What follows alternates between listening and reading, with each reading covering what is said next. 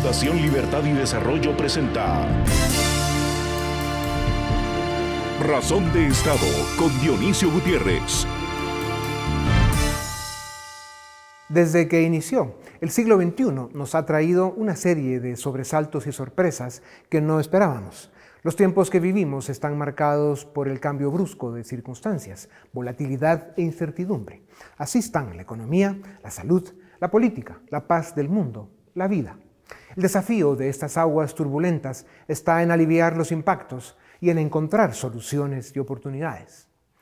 2022 está cumpliendo con su cuota, pues los 4 continentes siguen sumando sustos, asombros y alarmas, en especial en la economía, con el clima, con un creciente descontento social, disenso político, votos de protesta que lejos de resolver eligen más problemas y una infame invasión. Estos eventos producen titulares y evidencia de que el mundo se pierde en un laberinto al que debemos encontrar salida. En medio de los dramas, las amenazas y las batallas de cada nación, región y continente, se hace más evidente cada día que las causas de nuestras penas y nuestros dolores, las causas de nuestra incapacidad para resolver los problemas que lastiman al individuo, a las familias, a la gente. La causa de nuestros males somos nosotros mismos, el lado oscuro de la naturaleza humana, con su egoísmo, su ambición, su capacidad para destruir. La violencia, el abuso de poder, la corrupción, el cinismo hasta la locura, la represión política, el populismo, las tiranías no responden a una agenda ideológica y mucho menos a un programa de gobierno, aunque es la excusa que imponen.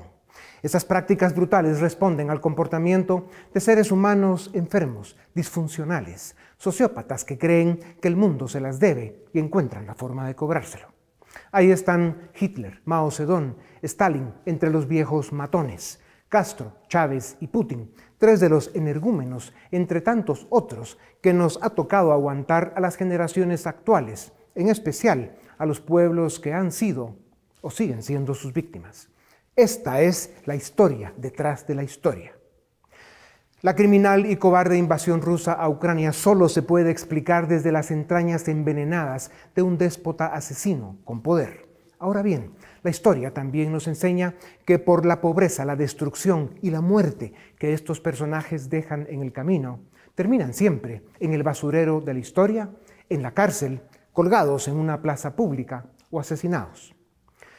Una de las amenazas del siglo XXI es que andan sueltos muchos de estos locos. Por eso, es alentador ver al ejército ucraniano recuperar su territorio, dando lecciones de coraje, valor y dignidad a un supuestamente superior ejército invasor, que mal dirigido, peor informado y muy desmotivado, abandona, derrotado, sus puestos de combate, exponiendo el plumero del trastornado tirano de Moscú y dejándole a las puertas de una Bartolina en Siberia. La victoria de Ucrania está en juego todavía, pero si hay una noticia, un testimonio, un capítulo de la historia que puede cambiar el rumbo de este volátil e incierto siglo XXI, es que el pueblo ucraniano rescate su tierra y su hogar. Además de que es lo que esa nación digna y valiente merece, es muy posible que en la frontera ruso-ucraniana se defina el futuro de la libertad y las democracias de Occidente.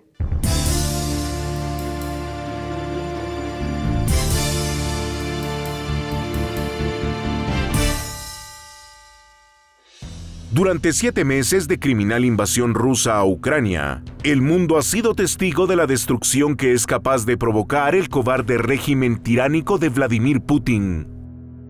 8 millones de ucranianos han sido desplazados, más de 7.000 civiles han resultado heridos y casi 6.000 han muerto a manos asesinas de las Fuerzas Armadas rusas.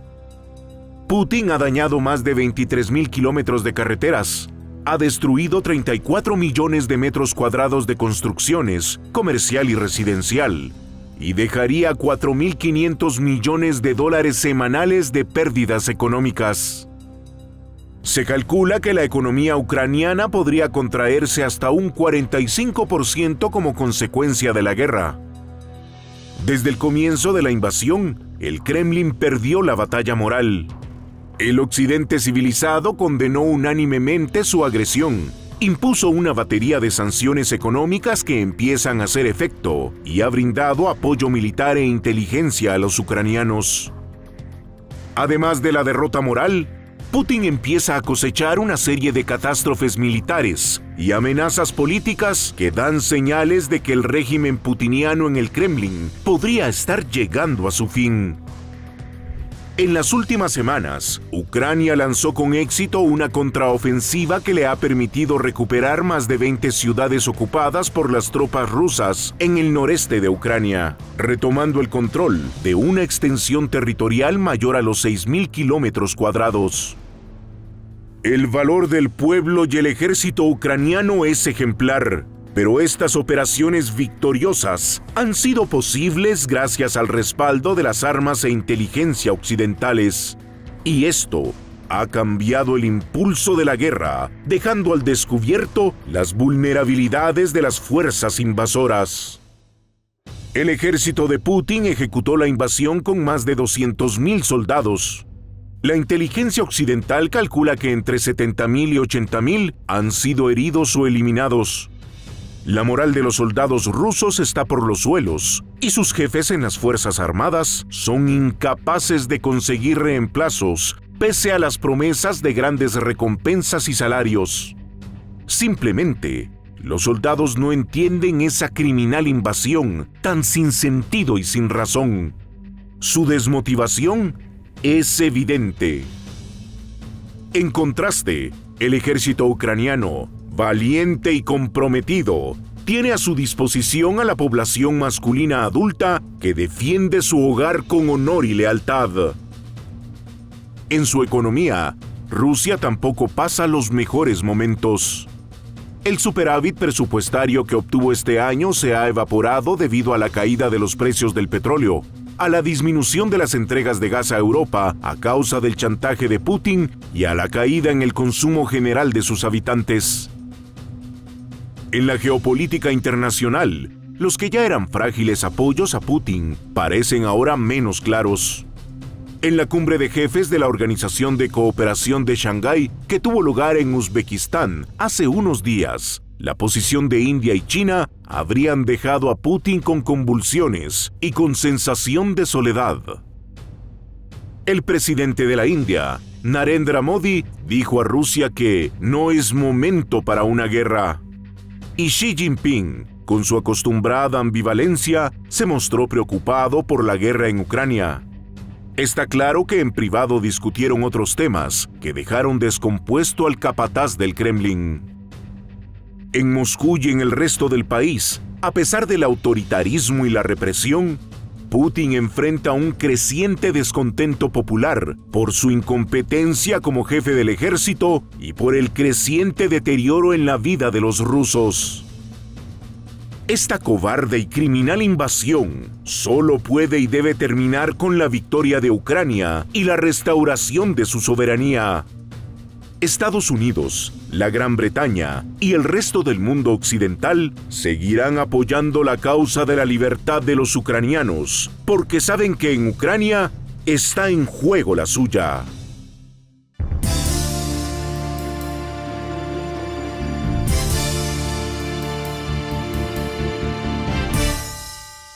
Cuando preguntamos por qué América Latina, en especial los países más pobres como Haití y el norte de Centroamérica, se deben preocupar por la criminal invasión de Rusia a Ucrania, la respuesta, además del riesgo de un evento nuclear, el costo de la energía y la posible escasez de alimentos, es que está en juego el futuro de las democracias liberales que en esta parte del mundo siguen intentando organizarse, viven enfermas o están en cuidados intensivos.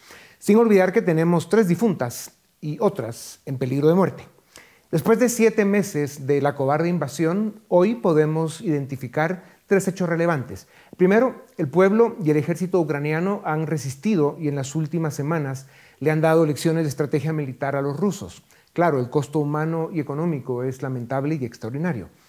El segundo hecho es que el tirano de Moscú se siente acorralado. China e India se distancian de él y puede cometer una locura, por ejemplo, un ataque nuclear. El tercero tiene que ver con la dificultad de encontrar una salida aceptable para todos. Entre los egos, la geopolítica y lo que está en juego, llegar a un acuerdo no será fácil. Para evaluar el momento que viven Europa y el mundo a causa de la fiebre imperial del tirano del Kremlin, tengo el gusto de presentarles a Óscar Vara, doctor en teoría económica, profesor de ciencias económicas y empresariales y también de historia del pensamiento económico en las mejores universidades de España. Ha escrito varios libros, entre ellos El enigma económico ruso, y dirige un exitoso canal de YouTube donde comparte sus análisis en geopolítica y economía. Doctor Vara, bienvenido a Razón de Estado. Es un gusto tenerte otra vez con nosotros. En las últimas semanas, la defensa ucraniana consiguió liberar 22 ciudades y más de 6.000 kilómetros cuadrados de su territorio. El ejército ruso, debilitado y en huida, sigue despistado y desmotivado. Pekín y Nueva Delhi abandonan al tirano de Moscú.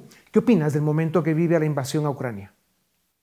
Rusia está en un momento ahora mismo, efectivamente, de preocupación y de problema para su propia ofensiva. Ellos pretendieron, en principio, dominar el país muy fácilmente, luego se encontraron con un frente bloqueado y ahora están aprendiendo que las armas que Europa y los Estados Unidos están proporcionando al ejército ruso, más la inteligencia, obviamente, del ejército de Estados Unidos, les están planteando una enorme oposición. Tanta oposición que en esa estrategia, el golpe que dirigieron en principio en el sur, hacia la región de Jersón, camufló otra ofensiva que se estaba preparando en el este, en la región de Kharkov, que es la que ha sido exitosa y que ha logrado desbaratar en gran medida toda la ocupación que tenían allí los rusos.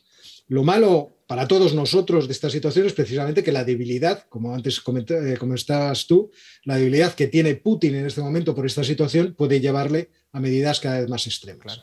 Óscar, el apoyo de Occidente a Ucrania en armas e inteligencia ha sido la clave para llegar a donde están hoy.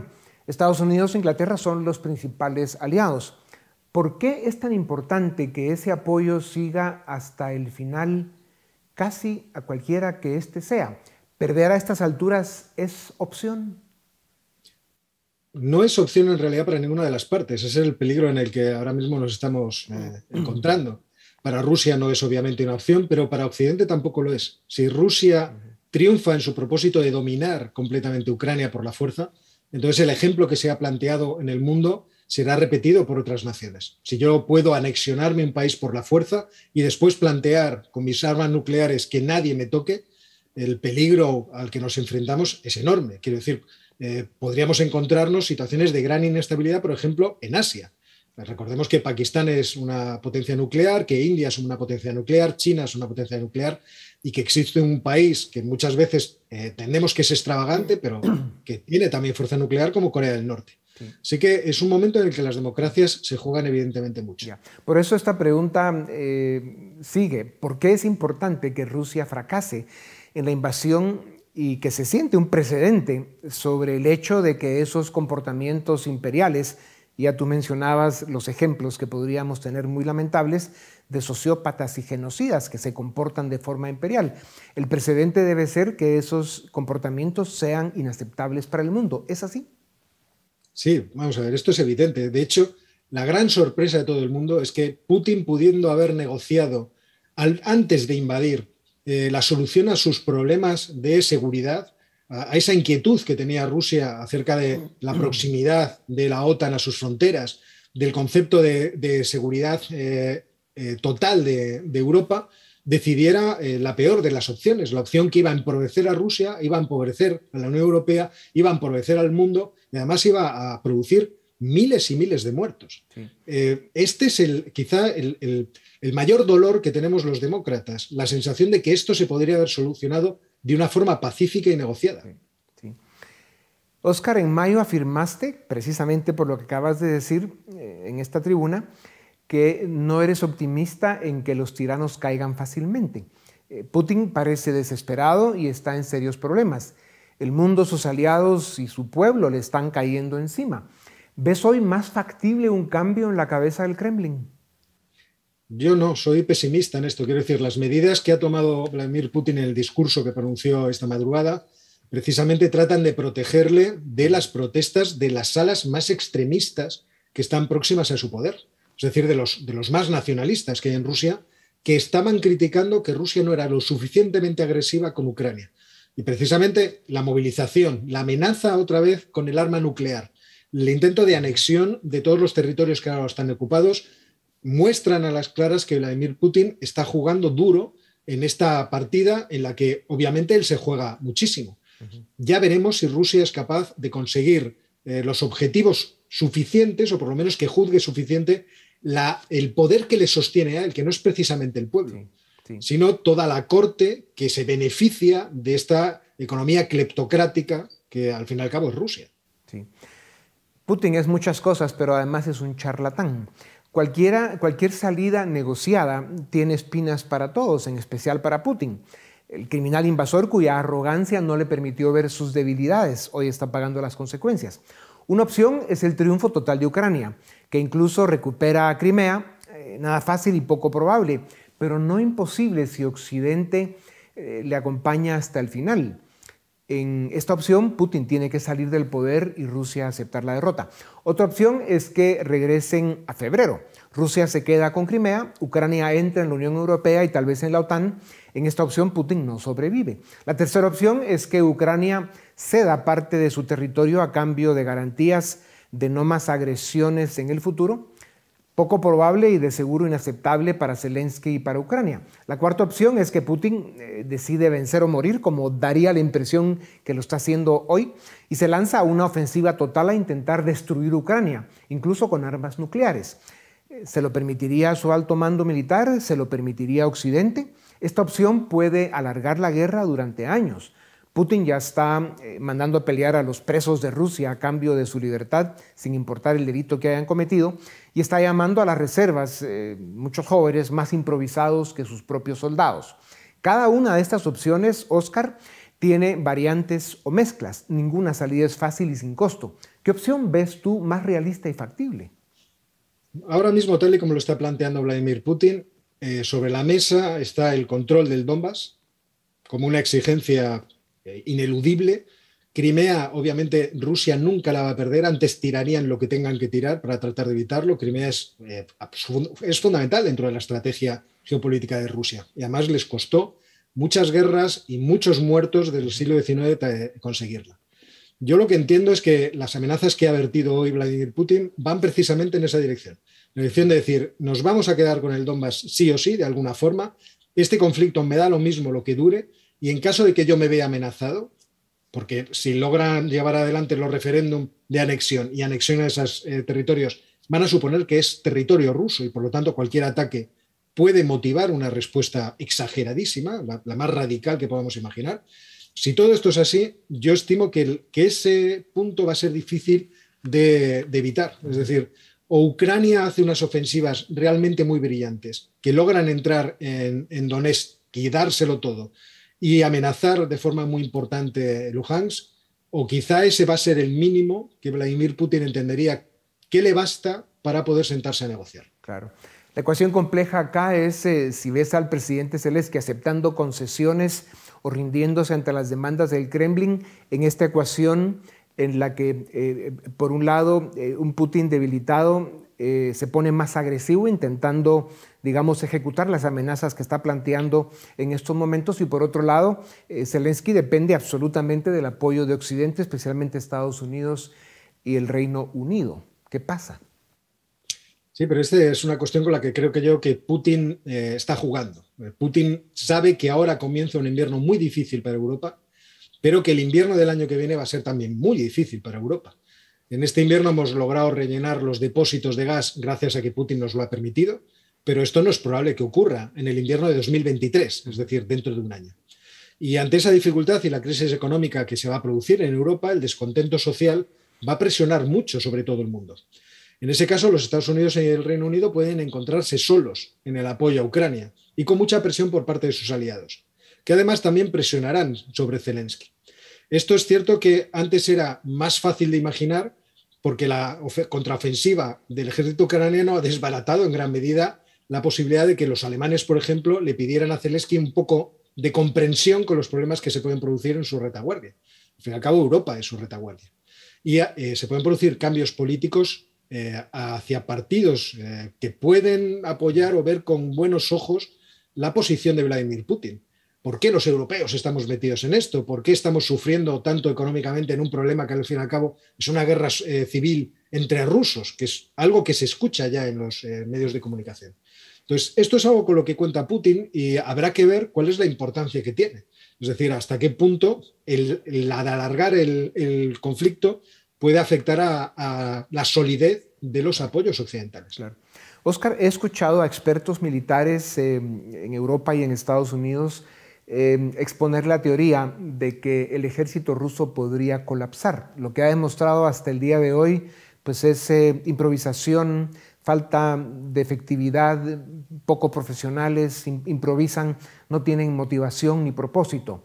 ¿Es factible o ves posible un escenario en el que el ejército ruso colapse? Es que después de la contraofensiva en Kharkov, en fin, la sorpresa, por lo menos para los que decían que el ejército ruso era una máquina implacable y absolutamente precisa, debe ser absoluto, debe ser un absoluto desconcierto. Es cierto, yo también he leído a muchos expertos militares que ponen de relieve esas descoordinaciones tan evidentes que existen en el ejército ruso y que efectivamente, ante la presión adecuada, pueden producir desplomes en ciertos frentes.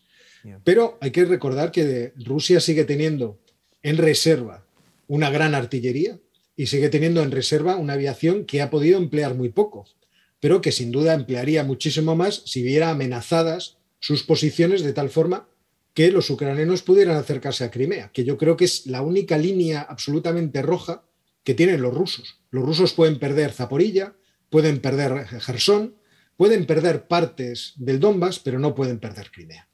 Entonces, ¿hasta qué punto podemos imaginar un desplome total de Rusia? Yo creo que existe todavía en Rusia suficientes efectivos y suficiente capacidad como para no creer que eso vaya a suceder así. Nos gustaría ese desplome, pero yo creo que no va a ocurrir. Sí, por lo menos lo que hace esto es alargar la guerra indefinidamente, pero sin duda alguna el ejército ruso ya demostró la cantidad de debilidades que tiene. Sí. Óscar, regresando un momento al tema europeo, ya mencionabas el costo humano y económico que está pagando en general Europa. Por supuesto, Ucrania lo está pagando mucho más, pero ¿cuál es el costo humano, social y económico que puede pagar Europa si esto no encuentra una solución pronta? Viene el invierno, como ya decías, y los problemas no son menores. ¿Caerá Europa ante el chantaje del gas ruso, por ejemplo?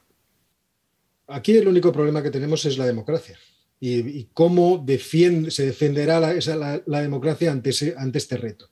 ¿Por qué lo digo esto así? Porque efectivamente las crisis económicas producen muchos cambios políticos, muchas convulsiones políticas. Y aunque muchos han estado tratando de cerrar los ojos ante la posibilidad de que Putin utilizara las herramientas que tenía como guerra económica, es decir, el gas y el petróleo, para presionar a la Unión Europea, al final la evidencia se ha manifestado. Rusia utilizó desde el primer momento el gas antes de que comenzara la guerra, es decir, en el verano de 2021, para presionar a Europa y luego lo ha llevado hasta el final.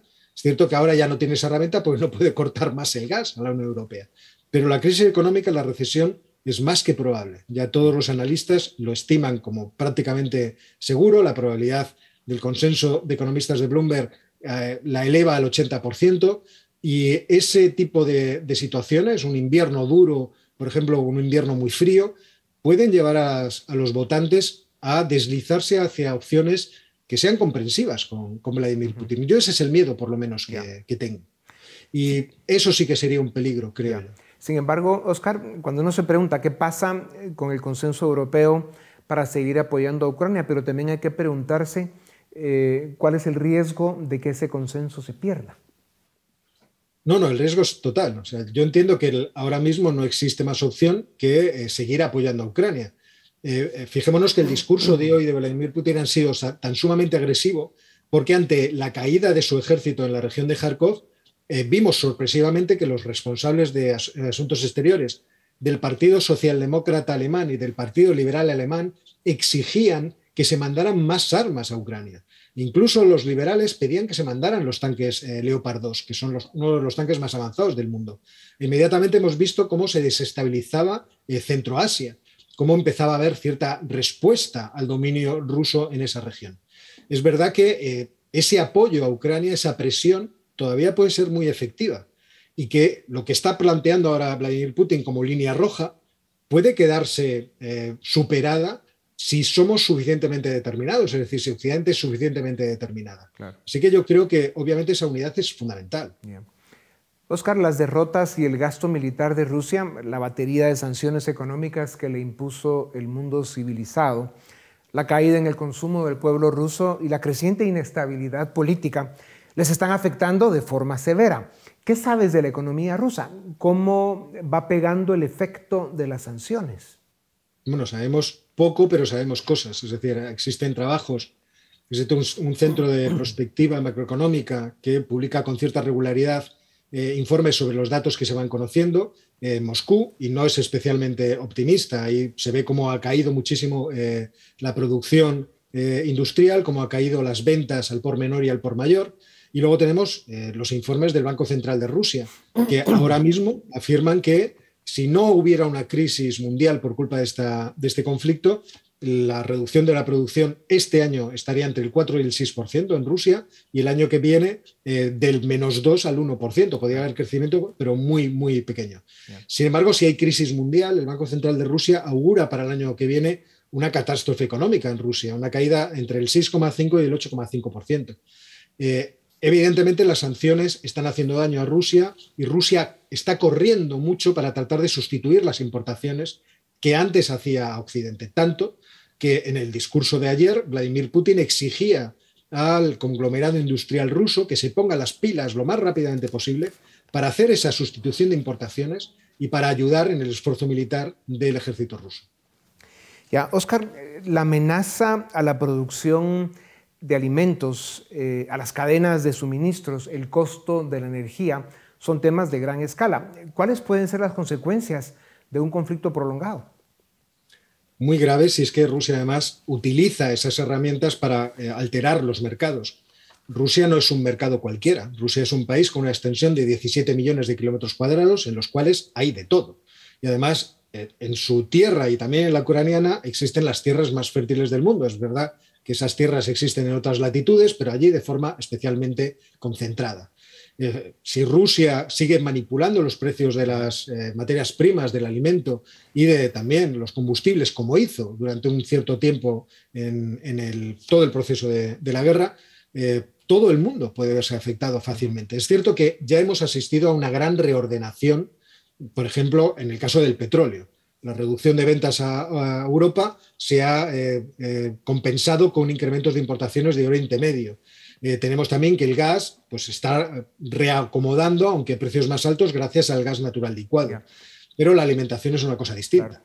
Por eso es tan importante que América Latina y en general todas las regiones del mundo estén muy pendientes y muy conscientes de este conflicto, porque nos afecta a todos. Doctor Vara, ¿alguna noticia positiva de esta tragedia? Una noticia positiva. Yo entiendo que la noticia positiva ha sido la unión de los países democráticos. Una sorpresa que va desde el Pacífico hasta aquí, hasta Europa. Es decir, los japoneses, los australianos, Corea del Sur, todos han entendido que aquí lo que se está produciendo es un conflicto entre aquellos que quieren imponer a sus pueblos formas de gobierno autocráticas, que además pueden llevar a estos peligros a la propia población. No quiero ponerme en la piel de los padres que tengan hijos en edad militar hoy en Rusia, que ven cómo en principio 300.000 de esos jóvenes pueden llegar a los campos de batalla.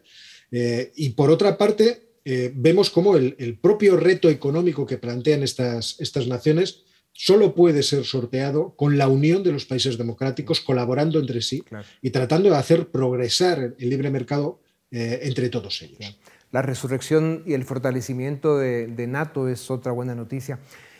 Bueno, como si el mundo no tuviera serios problemas y grandes desafíos, el comportamiento criminal de los déspotas no ayuda. Al final, las desgracias o los triunfos y las soluciones están siempre en las manos de seres humanos.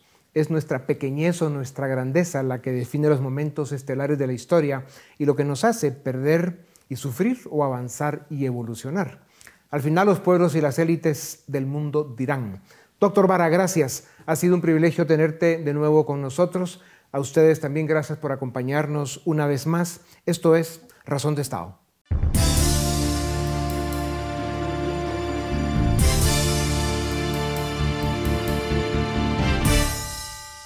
¿Qué tal? Bienvenidos al debate en Razón de Estado. Hoy vamos a comentar brevemente algunos de las intervenciones más interesantes que hubo en la última reunión plenaria en la Organización de Naciones Unidas en Nueva York. Para comentar esto me acompañan ya desde Bogotá, Colombia, Carlos Augusto Chacón. Él es el director ejecutivo del Instituto de Ciencia Política Hernán Echavarría Olózaga. Y desde Ciudad de Guatemala ya me acompaña también Alejandra Martínez, directora de Estudios Latinoamericanos de Fundación Libertad y Desarrollo. Ambos bienvenidos al debate en Razón de Estado. Carlos, entro contigo directo porque hablábamos de los highlights, digamos así, de esta sesión plenaria de la ONU, pero sin duda alguna tu presidente, Gustavo Petro, llamó mucho la atención por su discurso. Yo diría, en primer lugar, que lo lamento mucho por los traductores en simultáneo porque fue un discurso poético, ¿no? Lleno de florituras y supongo que los traductores habrán tenido ahí un poco de dificultades para hacerlo entendible para el público que estaba en la asamblea, pero a ver, dejó varias cosas llamativas, ¿no? Obviamente la más llamativa tiene que ver con la crítica a la guerra contra las drogas, que no es que sea algo nuevo, entiendo yo. Recuerdo que en algún momento Santos mismo hizo una crítica, pero en otro tono. ¿Cómo leíste tú la intervención de Petro para arrancar esta conversación, Carlos Augusto? Pues un discurso que parecía más el de un activista político que el de un jefe de Estado, que validó su narrativa, que es la misma narrativa que ha tenido en Colombia. Hay que decir algo muy particular y es que en el discurso de Gustavo Petro se postuló un mensaje y un relato del norte en contra del sur, una narrativa casi que, si se quiere, nacionalista o latinoamericanista que busca reivindicar el sufrimiento del sur a causa de las políticas del norte, con lo que uno puede señalar algunas verdades a medias, con una narrativa que no señala a los culpables y a los responsables de las crisis que el presidente Petro indicó, ya me refiero específicamente a dos, sino que busca señalar a otros responsables. Y es una característica de la narrativa y del discurso de muchos de estos políticos latinoamericanos que comparten la visión de Gustavo Petro, y es siempre señalar a otros como responsables de los problemas. Específicamente dos problemas: el problema del narcotráfico y el problema del cambio climático. Frente al problema del narcotráfico, llama la atención que el presidente Gustavo Petro culpa o responsabiliza a los países del norte, como él los llama, pero lo cierto es que en Colombia quien cultiva coca no es Estados Unidos, no es Canadá. Quien cultiva coca son los grupos criminales, las disidencias de las FARC, el ELN, las autodefensas gaitanistas, que son un grupo delincuencial, otros grupos criminales que están dedicados al negocio del narcotráfico y que deforestan, que asesinan líderes sociales, que asesinan líderes ambientales. Ellos son los responsables de ensangrentar la Amazonía. Pero además, quienes no lo saben, no solamente la deforestación, es la contaminación de fuentes hídricas por el uso de los químicos para el procesamiento de cocaína. Y el segundo tema es el tema ambiental, precisamente. Responsabiliza al mundo occidental o al mundo moderno del uso de los combustibles. Pero parece que el presidente no se ha preguntado dónde estaría el mundo si no fuera por esos combustibles. ¿Qué sería el mundo sin el carbón en los últimos 150 años? ¿Qué sería el mundo sin el petróleo, sin los combustibles? Es que no es solamente los vehículos en Estados Unidos los que consumen combustible, son las industrias, son las fuentes de energía, es el transporte, lo que nos ha permitido en los últimos 200 años como civilización combatir la pobreza y pasar de un 90% de pobreza en el mundo a menos del 8% a nivel mundial. Parece que se olvida el valor estratégico que ha tenido para Colombia la industria minera-energética. Parece que fueran los responsables de todos los males. ¿Qué tendría Colombia en términos de industrialización si no fuera precisamente por esa industria? Tendríamos narcotráfico y nada más. Claro.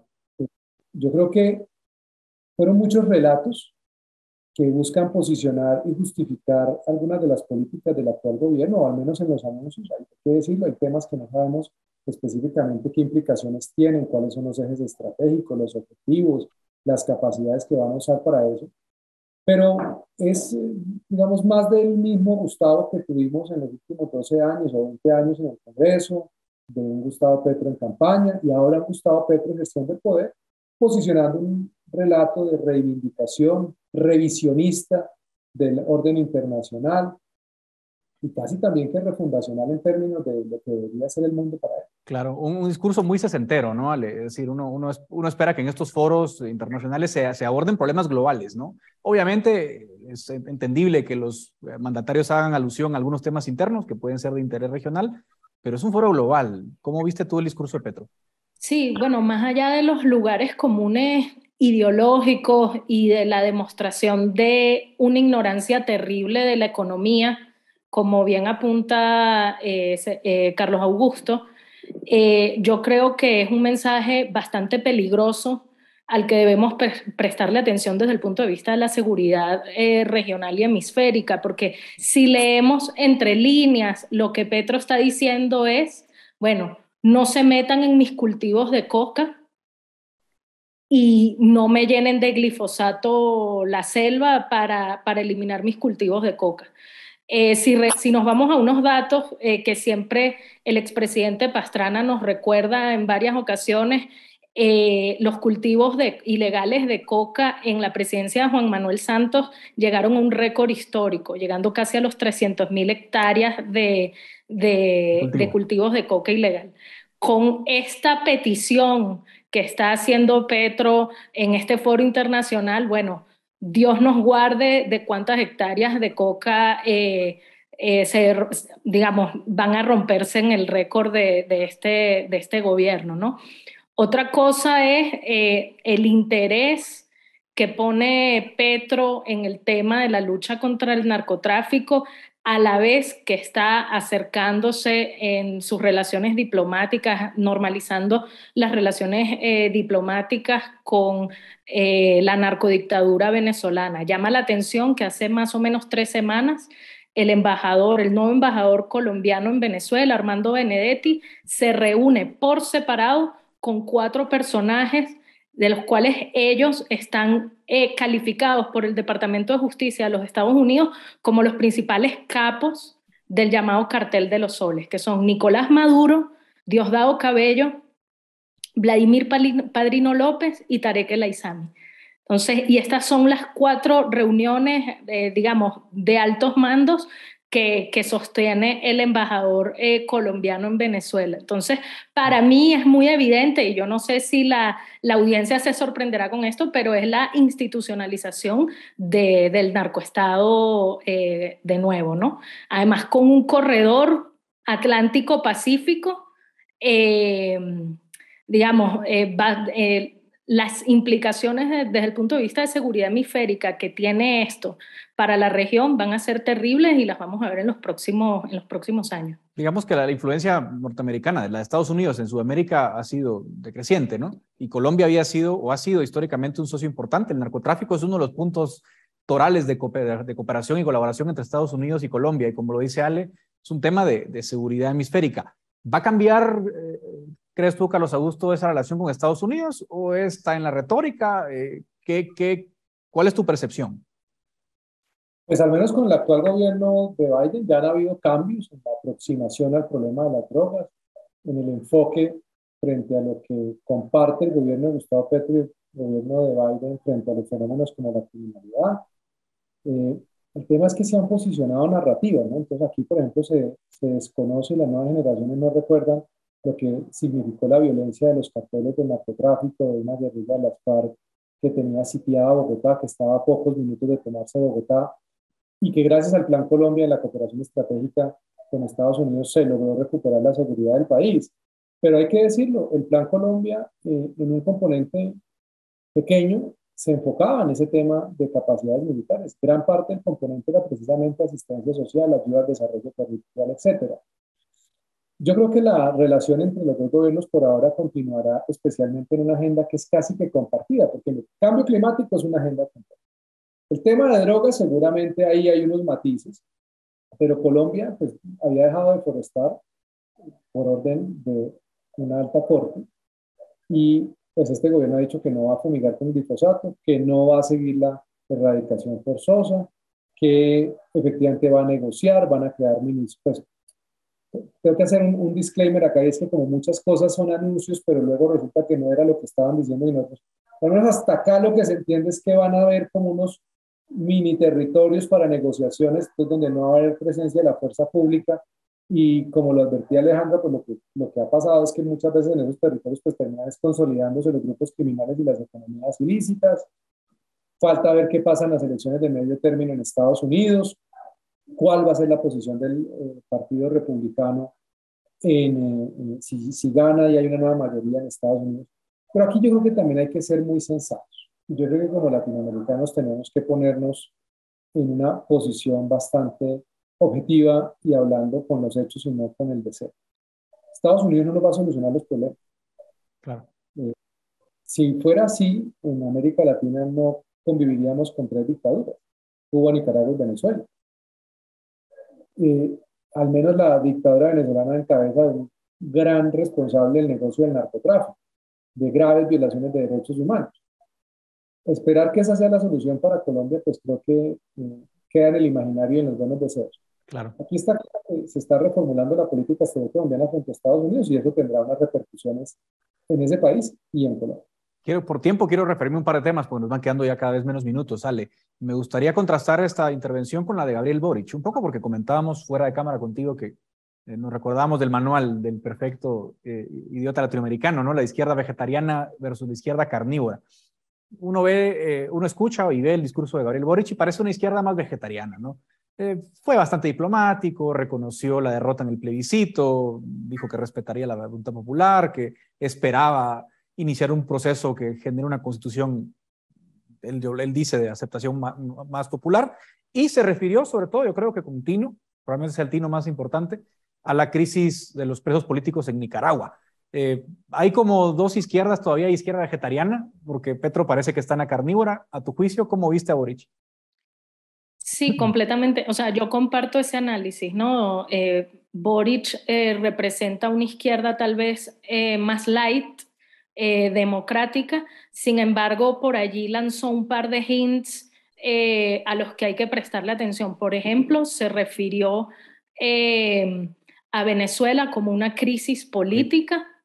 Bueno, refiriéndose a la crisis de refugiados, que obviamente pone una presión muy fuerte en los gobiernos de Sudamérica, pero se refiere a la tiranía de Nicolás Maduro como una crisis política, pero a su vez cuando se refiere a las protestas de noviembre de 2019, dice que el gobierno de Piñera incurrió en graves violaciones a derechos humanos que deben ser sancionados. Entonces, digamos, aquí ya se caen las máscaras o sea, contra quienes realmente estamos hablando. O sea, Venezuela es una crisis política y Piñera es un violador de derechos humanos. O sea, no... Una equivalencia que no da lugar.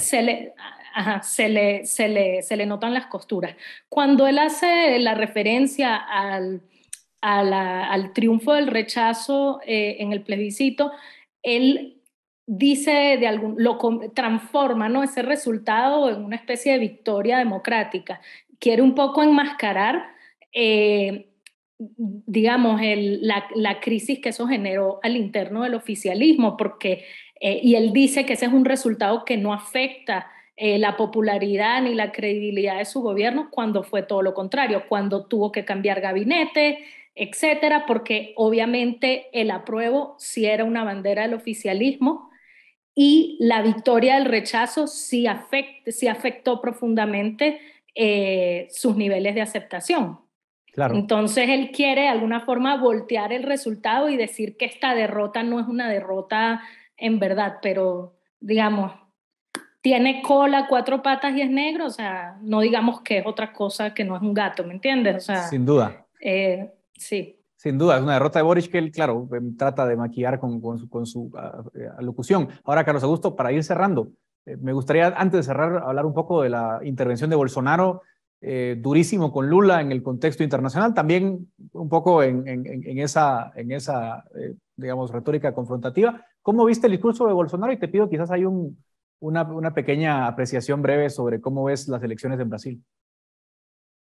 Pues yo creo que el discurso fue un discurso de campaña electoral, fue un discurso que obedeció más a la coyuntura interna electoral. Yo, digamos, creo que las dinámicas también en América Latina son desafortunadas en la medida en que muchas veces el fantasma del populismo de izquierda y de derecha sigue estando presente. Eso, yo creo que hay que ser bastante objetivos en eso. Esta narrativa que sigue validando el caudillismo, líderes políticos fuertes, confrontacionales. Bolsonaro también ha repartido subsidios pues para hacerse reelegir, y eso hay que decirlo. Entonces, pues me imagino que la dinámica electoral en Brasil va a ser muy compleja. Por supuesto, la idea de una América Latina que abogue más por mayores libertades, pues sigue siendo eso, una aspiración de muchos, porque desafortunadamente cuando uno cree que hay un cambio en el péndulo político para salir de esta izquierda que nos ha tenido en el subdesarrollo, terminan siendo presidentes igual estatistas, muy apasionados por mantener y concentrar el poder, por no realmente descentralizar, por seguir repartiendo subsidios, por el proteccionismo. Indudablemente hay datos económicos que respaldan también la gestión de Bolsonaro, hay que decirlo, y eso es importante, por supuesto. Pero creo que, digamos, en términos de las próximas elecciones son muchas las variables que se juegan en Brasil, y por supuesto, si Lula es el presidente, pues se va a reforzar el apoyo ideológico y político de la izquierda al resto de gobiernos, y se suma más a esa tendencia en la región. Pues exactamente, es un buen resumen de lo que pasó en esta sesión del plenario de la ONU. Vamos a estar hablando próximamente de las elecciones en Brasil, ya unas semanas, así que agradezco muchísimo desde Bogotá a Carlos Augusto Chacón y desde Ciudad de Guatemala Alejandra Martínez por acompañarme en este interesante debate. Hasta aquí llega este segmento y nos vemos en la próxima semana en Razón de Estado.